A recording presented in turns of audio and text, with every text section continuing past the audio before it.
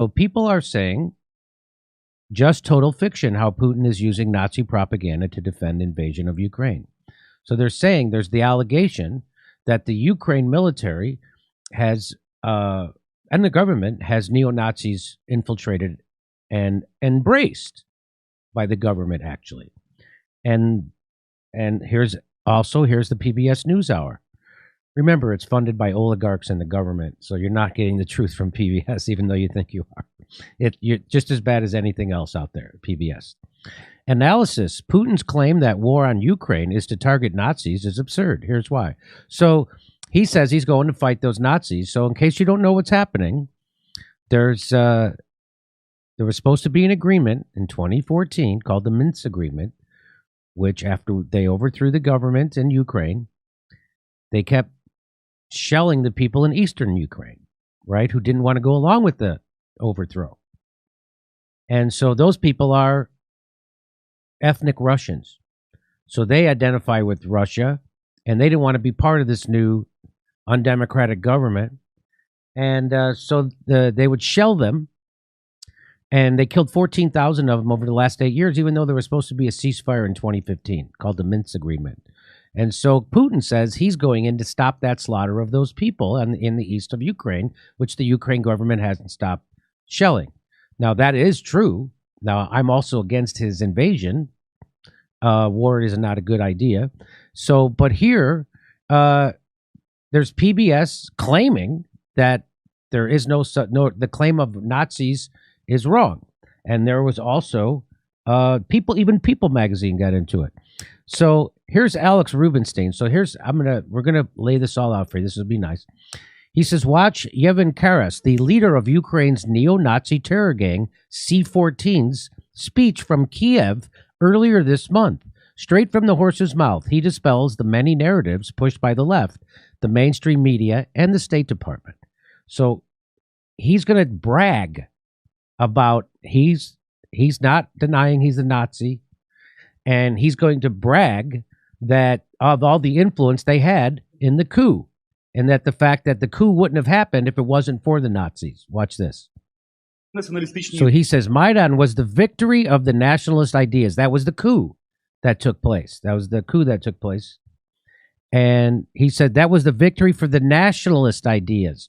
Well, what does nationalist mean? It means Nazi ideas, right? Okay.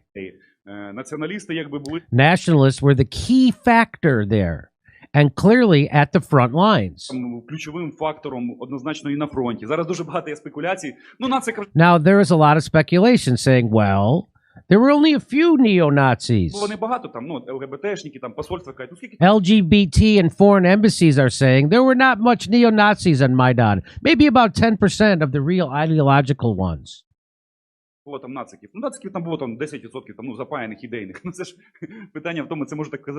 thing is that such a thing can say only a moron that never was at war. And don't understand that those 10%, maybe even less, 8%. But how much they are and how much more effective in the proportion of influence. So he's saying, yeah, we might have only been 10% or 8%, but what was our effect? That's what he's saying. What was the proportion of our influence?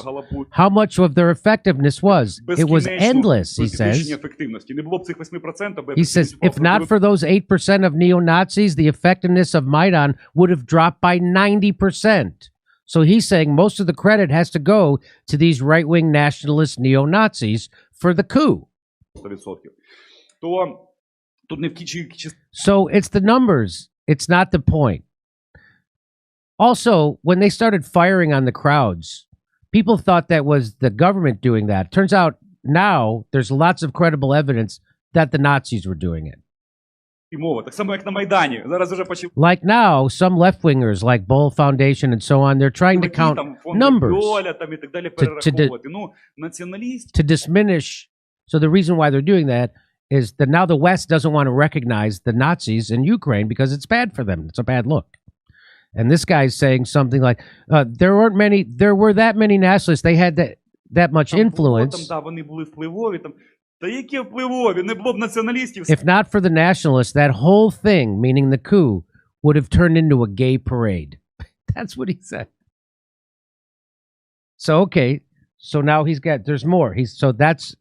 Max, you want to comment on any of that? Well, let's keep it rolling. Okay, so here's more. Але стільки зброї не He says we were now been given so much weaponry, not because some say the West is helping us. So they've been given all this weaponry from the West. And some say it's because they want to help you. And he says, no, that's not why. Тому що ми хороші, як нам кажуть, нам допомагає Захід, бо вони хочуть нам блага, тому що ми виконуємо He задачі says, not because the West wants the best for us, but because we perform the tasks set by the Заходу. West. Тому що ми єдині, хто готові Because we are the only ones who are ready to do them. виконувати, бо нам весело, нам прикольно Because we have fun. We have fun killing and we have fun fighting. вбивати і прикольно воювати. І вони думають, вау, давайте вже, подивимося, And they're like, wow, let's see what's going to що це happen. буде. Тому виник цей новий альянс, про який зараз говорять, там, And that is the reason for the new alliance, Turkey, Poland, Britain, and Ukraine. So he's saying we're starting this whole new thing. There's going to be a whole new power alliance, and it doesn't rely on NATO. Туреччина, Польща, Британія, Україна. Тут ми тут флагман. Тому що ми We are the flagman here because we have started a war. He's taking credit for starting this war with Russia. We have started a war that has not been seen for 60 years. хотіли війну, якої не було вже останніх 60 років. Так от, уявіть, So imagine how many weapons we have, how many veterans that we have. скільки в нас ветеранів.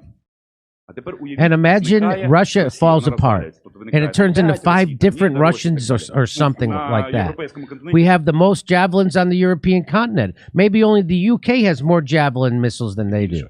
Тільки в Британії там, здається, більше. Ви розумієте, цей потенціал, The potential of those armed forces will immediately become a problem for all цих those збройних who сил, oppose це us. стане проблемою зразу для всіх, хто зараз нам десь там намагається робити хень. For all those who are trying to give us problems. І оце от є наша It is our joy and our це наша sorrow. печаль. Чому, щоб ви розуміли, You чому need так to все важко? understand Не тому, why. що Yes, it is hard, not because we are Ukrainians and our asses suffered for ми 300 українці, years. 300 років, наша дупа страждала. Чому ж нарешті влада до нас Why finally everything good, not just given to us? We are such good people. So he's mocking people as being crybabies, saying that. And so, but the real reason he says, ми хочемо в Європу. Ні. and he said, oh, those people, we want to join Europe. He doesn't want. This is what he Величезна, says. потужна держава. No, we are a huge, powerful state. And if we come to power, it will be both joy and problems for the whole world. І якщо ми тут прийдемо до влади, це буде і радість, і проблеми для всього світу. Тому це величезна амбітна Therefore, it is a huge, ambitious task. We live in a very cool time. I don't know what this translation means. That's a weird translation. We live in a very cool time. Тому перед нами стоять надзвичайно And that is why there is an extremely ambitious, cool goal. See, I don't know what that means. амбітна, класна ціль. Не просто стати там частиною Not just become part of a European family that has already collapsed. європейської сім'ї, яка вже там розвалилася. А це є вже іде This is about new political alliances on the global level, new political challenges. політичні альянси. So let's just recap what he said. Ukraine is being armed as pawns of the West because we have fun killing. We have started a war. We have the most javelins on the European continent, and the European family has already collapsed, and Maidan would have been a gay parade if not for the Nazi influence. And so that guy's the leader of the C-14s. The C-14s was started as a youth wing of the Svoboda party, founded by Ole Tenahambak. Is that how do you say his name, Max? Janbach. And he's pictured there. Here he is shaking hands. So this guy, who's big neo-Nazi, shaking hands with this guy who's our president. C-14 signed an agreement with Kiev's city government to patrol its streets in early 2018. And what happened? Well, months later, it began a campaign of pogroms against Romani camps. So that's gypsies, right? And so they're going around killing them. They're beating them, and it was sort of an official city program that they went down to the train station or the train tracks and just pepper sprayed a bunch of very destitute Roma people and chased them away and brutalized them. So let me just say C-14, the 14 in C-14 refers to the 14 words coined by American neo-Nazi David Lane. And those words are, we must secure the existence of our people and future for white children. So So the neo-Nazi Svoboda Party was co-founded by that guy I just showed you shaking hands with Joe Biden and a guy named Andriy Parubi, who served as the chairman of Ukrainian parliament from 2016 to 2019. So do you see where I'm getting at when I start throwing around the term neo-Nazi intertwined with their government? And was welcomed at the U.S. Senate by Joe Biden's foreign policy man, Michael Carpenter. And this is from The Nation from 2019. 5 years ago, Ukraine's Maidan uprising ousted President Viktor Yanukovych to the cheers and support of the West. Politicians and analysts in the United States and Europe not only celebrated the uprising as a triumph of democracy, but denied reports of Maidan's ultranationalism, smearing those who warned about the dark side of the uprising as Moscow puppets and useful idiots. Freedom was on the march in Ukraine. So anybody who pointed this out was called a Putin puppet and a useful idiot, just like anybody who said Russiagate was garbage. Today, increasing reports of far-right violence, ultranationalism, and erosion of basic freedoms are giving the lie to the West's initial euphoria. There are neo-Nazi pogroms against the Roma, rampant attacks on feminists and LGBT groups, book bans, and state-sponsored glorification of Nazi collaborators. Post-Maidan Ukraine is the world's only nation to have a neo-Nazi formation in its armed forces. The Azov Battalion was initially formed out of the neo-Nazi gang, the Patriot of Ukraine. And here it is. That's their symbol.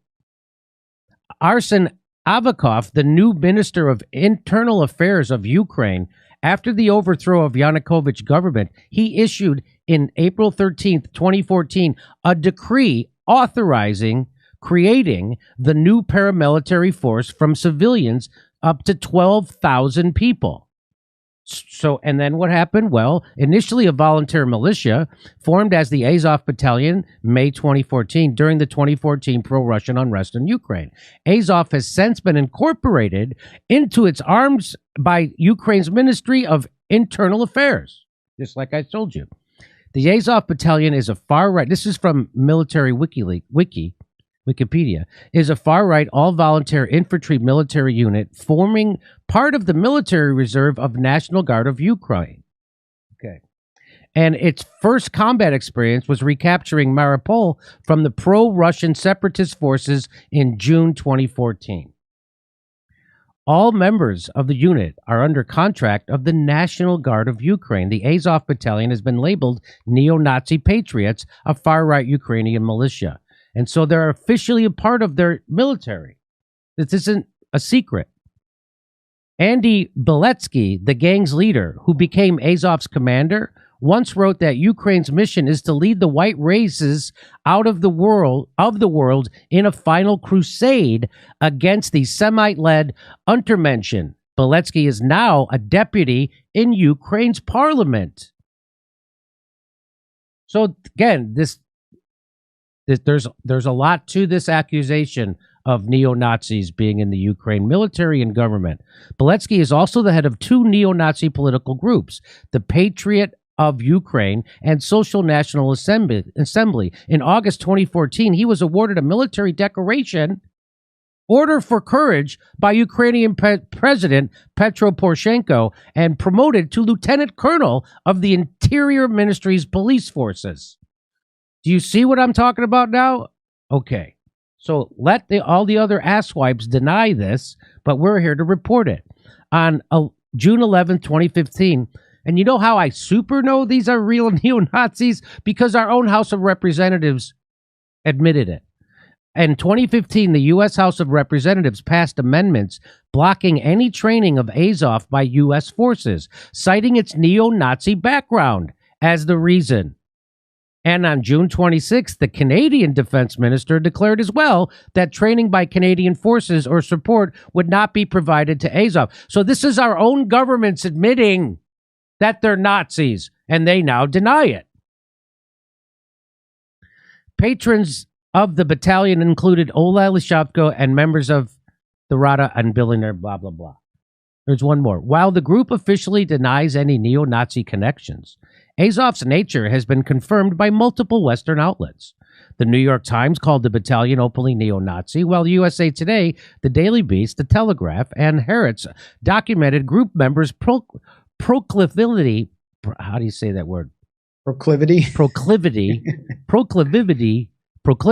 swastikas, salutes, and other Nazi symbols. And individual fighters have also acknowledged being neo-Nazis. So I'll be bringing Max. So I don't know how much else proof that people need, but people will still deny it. Just like people still pretend that Russiagate was real, even though there's never been a shred of evidence. In fact, all the evidence goes the other way. So would you like to comment on any of that? Well, you laid it out really well. I don't have, that much to add, except that I could go on for another hour adding detail after detail. Right. I guess I would make 3 points. The first one quickly, which is that you talked about the C-14 neo-Nazi youth wing of the Svoboda party, which is one of the largest parties in Ukraine, Svoboda. It's not a neo-Nazi party. I would call it more ultra-nationalist. The US has tried to kind of keep it out of the limelight. But, if you look at the 2014 footage of John McCain and Senator Chris Murphy on stage in Maidan Square, Ole Tianbach is standing right there with them. They're on stage with that guy. And C-14 is the youth wing of this party that carried out pogroms under the official watch of the Kiev Municipal Council in 2018 against Roma people. It's all on video. And then after the pogrom, the guy who organized it, Sergei Bondar, he was invited to America House, which is a public meeting place in Kiev, sponsored by the US government, to give a talk on the situation, the military situation. Yaron Karas, that guy delivering the rant this February about how the ultra-nationalist or neo-Nazi forces prevented Maidan from becoming a gay parade. What he meant is like they were the muscle, and everybody in the square were just kind of like liberal dupes, and they were driving the agenda, which is absolutely correct. He has been provided an audience with Ukrainian President Vladimir Zelensky, along with other ultra-nationalists, including figures from the Azov battalion and its National Corps sort of civilian brigade, because Zelensky has a complex relationship with these characters. He pretty much has to beg them for a cooperation in the peace process that he and his administration flagrantly violated and failed to enforce.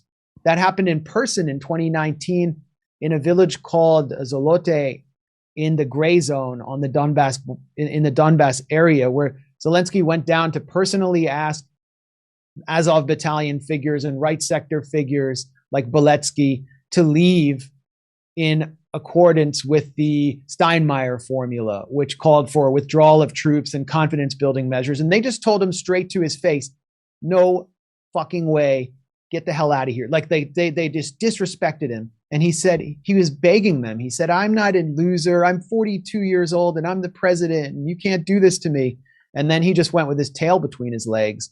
Then he became deeply unpopular because he kept trying to enforce these peace processes and wound up basically throwing his lot in with these forces, like banning opposition TV stations owned by Viktor Medvedchuk, who was the opposition leader, the effective leader of the Russian-speaking population, trying him for treason. But this was after these forces attacked Medvedchuk's home, attacked members of his party with rubber bullets while they were traveling through the country, wounding them, and on and on. So their agenda they kind of shifted Zelensky's agenda. And now we hear this propaganda in US media that Zelensky's Jewish, so there can't possibly be neo-Nazis with any influence in Ukraine.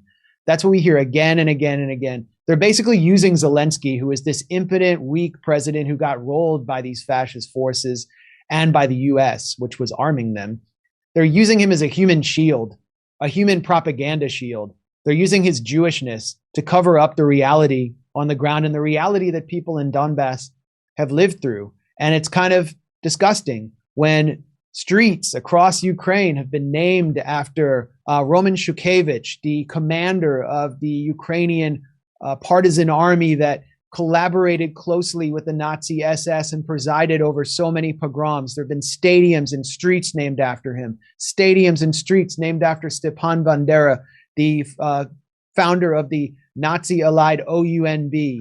He's a national hero in Ukraine. And you actually see Chrystia Freeland, the number 2 in Canada at pro-Ukraine rallies, the granddaughter of an actual Nazi collaborator who is Justin Trudeau's number 2, waving a red and black UPA fascist flag just weeks after calling the Canadian truckers Nazis and using emergency law to crush their movement. And she's waving this flag in the name of democracy. What complete hypocrisy. What a bunch of liars. The propaganda is just too unbelievable. And so finally, the situation on the ground today is very dire for the Ukrainian regular military. Their command and control structure was knocked out pretty much on the first day. They've lost control of the air. They're in complete disarray. Russia is rolling like a 40-mile convoy on Kiev. It's surrounding the eastern battlefront completely, enveloping the Ukrainian paramilitaries and military. So who's left? Who's really the main fighting force on the ground? Well, in Mariupol, which you mentioned earlier, Jimmy, this city that is near Donbass, which was taken over by Azov in 2014, it is under the complete control of these neo-Nazi forces incorporated into the Ukrainian National Guard. And there's video and testimony of them preventing civilians from leaving. And why are they doing that? Because Zelensky, who's the hero and who every liberal wine mom is now gushing over and having orgasming over and on their Facebook pages, Zelensky ordered all males of combat age from adolescents to age 60 to remain in the city, in their cities and in their countries and in the country to fight. And so Azov is enforcing that order. There's been video of them actually attacking civilians trying to leave Mariupol, trying to leave the fighting. And meanwhile, there and in the city of Kharkiv, they have started organizing average citizens, training them in guerrilla warfare and handing out lots and lots of weapons, small arms. What could possibly go wrong? And what could possibly go wrong when Zelensky, the hero of every American liberal, has called for the release of hardened criminals from Ukrainian prisons to participate in the battle and take those weapons? It looks like they're preparing for some kind of Syria-style situation where instead of the jihadists aligned with Al-Qaeda who are backed and armed by the CIA, you have neo-Nazis leading the battle, arming citizens, and weapons just flowing through the country to destabilize another country on Russia's frontier. I don't think that's going to work out, but that seems to be the US plan. And so it's totally cynical. They're trying to use these fascistic forces to lead some kind of civil war that would cause so many more deaths, so many more migrants, and so much more disaster. But the US regime is willing to do anything, it seems, anything, and to spare and to any cost and see any amount of bloodshed in order to take on Putin. And that's where we're at today.